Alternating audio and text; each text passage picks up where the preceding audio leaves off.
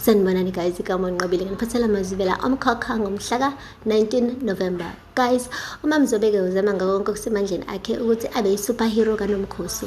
Uke wafika laphaya kuManzimande ezomcela phela ukuthi amvumele athathe uNomkhosi ayohlala naye laphaya kuGumede.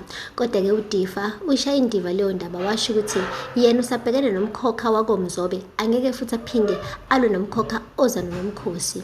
Ayubonile ukuthi isu lakhe lokuhlalisa uNomkhosi kuGumede liyabhuntsha. uMamZobe wahamba waya kuNdlovu eyomcela phela ukuthi avumele uNomkhosi abuye azohlala laphaya futhi koNdlovu. Umane wathi uNdlovu, "Hey weMamZobe, mina ngisayiphuzela itiye lami elimnandi kabi, i-chamomile tea." Wathi, "Lalela la, anginandaba ne-chamomile tea yakho mina.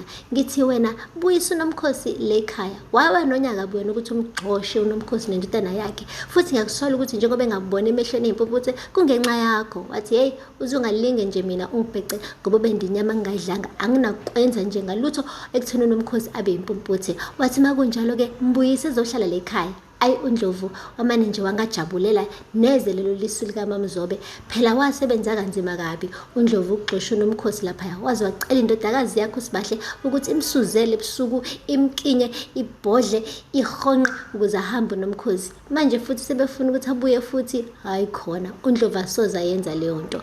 Uze wathi uMamZobe, "Wena usuhlala nama-volt le ekhaya, uzokwazi ukumondla uNomkhosi, mbuyise." He guys, kunzima-ke ukuthi abuye uNomkhosi. uNomkhosi nje Nkosi yami sewundinga Sithebeni, akazi noma ilanga liyaphuma noma liyashona yini lapho Manzimande. Hhayi, wenze isiqiniseko sokuthi ushayelela isipikili sokugcina ngci empilweni yakhe ngokuthi angamxoleli futhi ajeze ngampela zonke izinto eziyiqalekiso zimehlele, njengoba naye phela amphuca indodana yakhe uKhulekani. Guys, aphela lapho-ke amazivela namhlanje. Ningakhohlwa ukusubscribe and like and comment.